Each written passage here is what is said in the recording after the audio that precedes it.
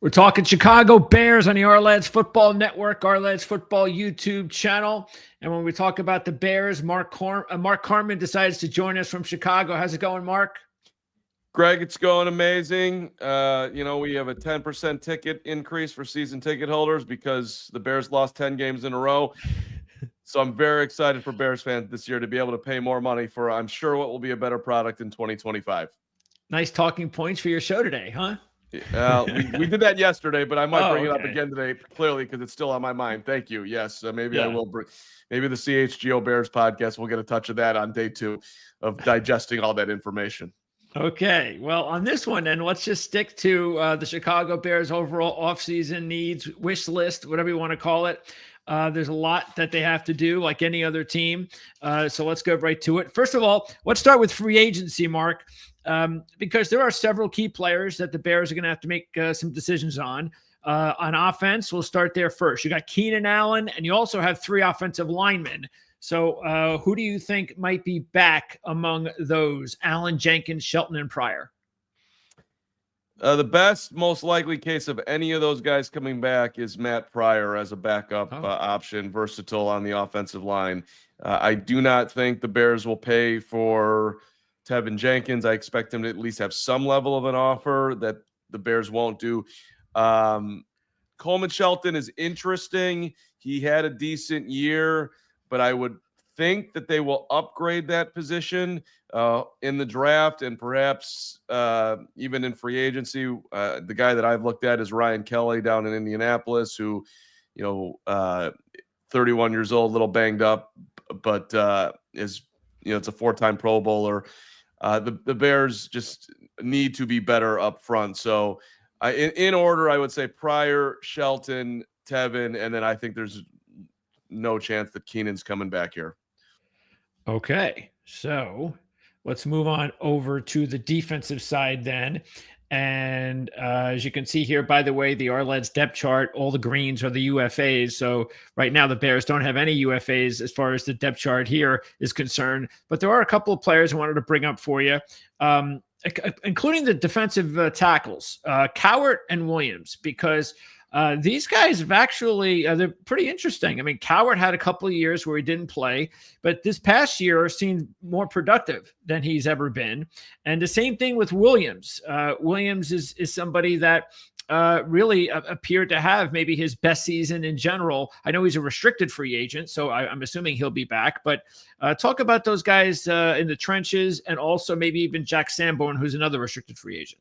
So, I mean, the Bears have roughly $70 million in free agent money to spend, and they've got 4 picks in the top 72. So, I mean, I think they'll be addressing both the offensive and now defensive line that we're talking about here.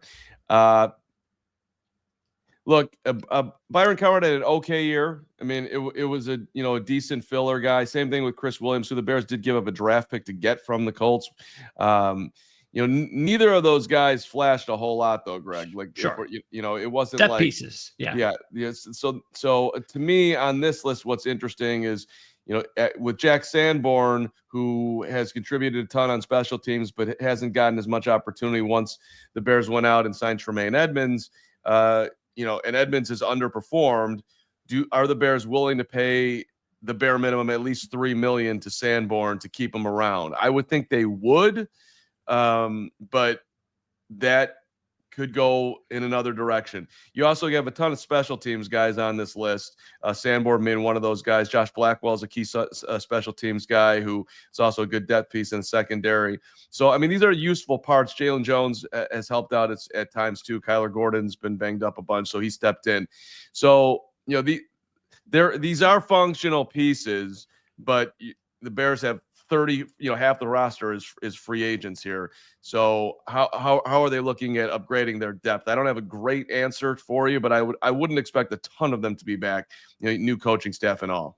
Yeah. When I was about to go over the list, I saw how many players there were, and I was just going to take me a while. And I realized when I was done, well, there weren't really a whole lot of important players that were on the list. But by the way, the Nigerian kid, is he more of a special teamer? Yeah. Yeah. Okay. You're talking about Agbang Vamiga? Yes. Yeah. Better you try that than me. Yeah. Yes. I No problem. I got you. Yeah, but he, again, don't want to be unfriendly to the That's okay. Agbangbanian family here, but like he's not gonna. That's not somebody that Bears fans would miss if he was gone. Like, oh, he was huge, at any point in his Bears career. But Okay. again, was also not somebody that embarrassed the franchise either. Are there any players you mentioned Evans? I'm not sure if he is or not, but are there any players you think are potential cap cuts, cap casualties? I was looking over the list. You could save money with guys like Edmonds, Edwards, Gerald Everett, Cole Kmet, and DeMarcus Walker. Any of those guys in trouble, or any other guys you think might be in trouble? So Gerald Everett would be at the top of that list, even though Ben Johnson loves tight ends, but he did nothing for the Bears last year, and you save I think it's roughly $5 million if you cut him. Yeah. Yeah. So there's that, and if you also cut DeMarcus Walker, if you combine the two, you get close to $10 million. Yep. DeMarcus had some decent moments this year, and the Bears need help there. So I'm not sure that they would go that route because he has been productive. Okay. But again, if you cut both those guys, now you're at 10. To me, Everett is the most likely cut of anyone Okay. you name. All right. As far as the coaching staff, any particular? I know you probably heard it by now. From the fans, from your research. Obviously, Ben Johnson. We don't need to go into that one. But Dennis Allen, that seems like a really good hire. What was your overall reaction to the staff he put together, the main guys? I've been impressed, Greg. Look, you get a guy at the start in Dennis Allen, well respected, been a head coach, been a defensive coordinator forever. And apparently Ben Johnson reached out to him well before he did any interviews, like in the season, like, hey, if I get a head job, will you be my DC? So this is who he wanted. I love that. When you get a guy like Eric Bieniemy as your running backs coach, who's been long rumored to be a head coach in the game, well respected offensive coordinator, that level of mind, that's impressive. Declan Doyle as the OC is a little bit odd, 28 years old, but I think, Ben is going to be the offensive coordinator, and Declan's just going to help him get organized and stay on point during the week, and somebody that will stay in the office till 4 a.m. and do all the dirty work. That's what it seems like his role will be. So I think you got to give the Bears a very high grade on how they've got the top head coaching candidate. Yeah. Whether that works out or not, who knows? But they paid the freight. They went and got him. He wanted to be here despite the fact they won 5 games because he believes in Caleb. All those are wins, and I think the staff coming together pretty nicely as well. Yeah, Dennis Allen's one of those guys, really good defensive coordinator. I'm not so sure about a head coach. So he's in his best position, I'm sure, with the Bears. Okay, so let's go over the top needs. And I don't know whether or not you've already put them in order yet, or we can just kind of spitball and then maybe put them in order later. What do you think would be the top needs for the Bears this offseason? We actually did this exercise for today's CHGO Bears podcast, so I can give you Perfect timing. Yes, you're on top of your game here. Let me give you my exact order. I went with center as number 1 because I just think you need somebody is going to pair with Caleb for a period of time here who can also help take a load off of Caleb as far as getting the team organized. To me, that's number 1. Guards number 2. I don't think they're bringing back Tevin. I don't think they're certainly obviously not bringing back Nate Davis. So you have holes on both left and right side. So I put that as 2. Edge rusher is 3. Because I'm giving Gervon Dexter Sr. going into his 3rd year a little bit of a benefit of doubt that he can become the 3 tech the Bears have been looking for, and you need somebody outside with Montez Sweat. So I put that 3, but I put the 3 tech 4 because I'm not sold on Dexter Sr. at all. So I still think that's a huge need. If you could put somebody in the middle of that defensive line rather, that could have an impact. Andrew Billings, when he went out this year, the defense basically collapsed, and Andrew Billings is a good player, but he's not elite. And then I put running back 5. DeAndre Swift is not a bell cow back in any way, shape, or form. Roschon Johnson, that needs to be upgraded as your 2. So I think the Bears need to find a running back in the draft who can be sort of a thunder and lightning, just They need an upgrade there. And I also put safety at 6 Okay. because Jaquan Brisker has had trouble staying on the field, multiple concussions year after year, which is too bad because Brisker's an incredibly talented player and a good dude. But I don't know how you can make any long-term bet on him, and he'll be a free agent at the end of next year. So that's, to me, is concerning. And Kevin Byard, who had a very good year, you also could get a ton of cap savings if you cut him. I don't think you will, but that's not a long-term play there. So finding the next safety to me is worthy to put on the list. Okay, so do you think that they're, because you weren't really positive, but or maybe sold, but obviously if they sign Shelton, then they believe in him. But you're saying you don't really think that that's going to be the case. You think they're going to go out and just save the money and draft a center, like you said, to try to pair with him, and or sign an upgraded free agent. Go get Drew Dahlman from the Falcons, Ryan Kelly from the Colts, somebody of that ilk. Spending more there. So it doesn't have to be a draft pick; could be a veteran. Okay. Yeah, my guess is a vet paired with the draft pick would be my guess is how they go about the center spot.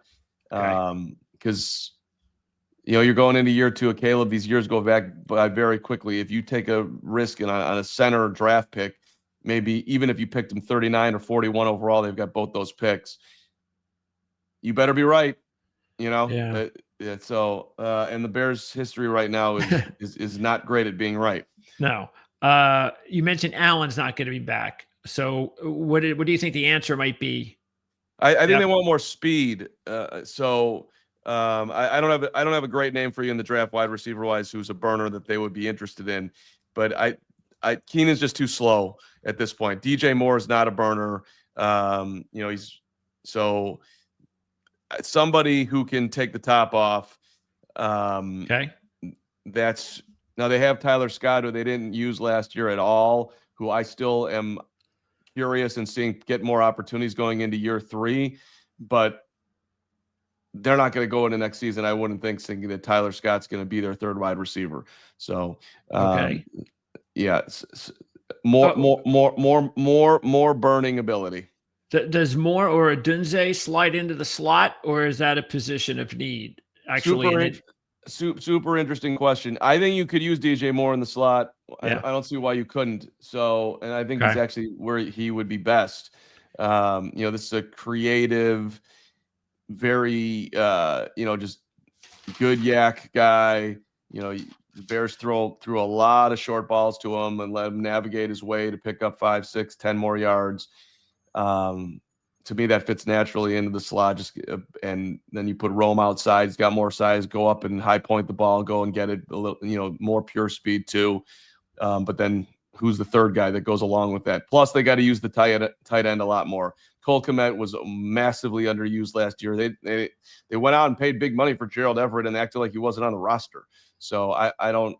The tight end's got to be incorporated a ton more too. And you think Kmet is definitely going to be the guy that they wouldn't go in and maybe draft another tight end at some point, because this is a very strong class, top to bottom, a tight end. I could see them drafting a tight end if they to pair with Cole. I don't think Cole's going anywhere. There's been weird conversation in Chicago about how they might cut Kmet. They're not cutting Cole Kmet. Kmet is one of the leaders in that locker room, goes about his business the right way every single day, and catches the football when you throw it to him. I get it, he's not super fast, but a lot of Bears fans are like, he's no Sam Laporta. Look at the numbers. They're very similar. And granted, I'm not saying that he's as good of a receiver tight end, if you will, as Sam Laporta, but it ain't like he's incapable of doing it. He does it all the time. So I think Cole is absolutely a part of this team. And the last few seconds we have with you, you mentioned you're not sure about Dexter. Give me a few young players the fans outside of Chicago may not really know too much about that you think could take like a next step. Well, sadly, there's not a lot of those on the Bears roster. Okay. The top of that list, though, is Caleb. Like, how much better is he going to be in year 2? That's a very obvious, easy answer to your question. But Caleb's numbers were way better than he actually played last year. Now, he didn't turn the ball over a ton, the 6 interceptions, but 68 sacks. You can say that half of those were on him. I think that's fair. So, and just his overall understanding of the offense and what to do needs to come up a long way, which is why Ben Johnson said they're going to spend an awful lot of time together this year. So, but outside of that, like, I mean, Rome Odunze's got to take a huge jump from year 1 to year 2. That's both those guys picked 1 and 9 overall last year, need to do a whole lot more if the Bears are going to win games. And then elsewhere around the roster, if you're looking for young talent, I threw Tyler Scott out there as a guy, but Tyler had roughly, off the top of my head, 20 catches his rookie year, and I think less last year, and has had trouble catching the football. But I'm a big Tyler Scott fan. He goes about his business the right way. He's got a lot of speed. He's got some shake. I would bet on him if given the opportunity to be at least a candidate to be a breakout guy. And they're expecting, and they hope Stevenson takes a big leap this year. And then that's fair. I mean, Tyreek's, but he's already sort of taken the leap. He just sort of went back with his let's use the word chicanery out of nowhere, as far as talking to the crowd and allowing a Hail Mary to happen in Washington that effectively ended the Bears season. Yeah. Okay. And then Terrell Smith, is that somebody that could? Is he decent depth piece? I don't know about like, I wouldn't call him I don't think there's elite talent that's sitting Austin there. Booker,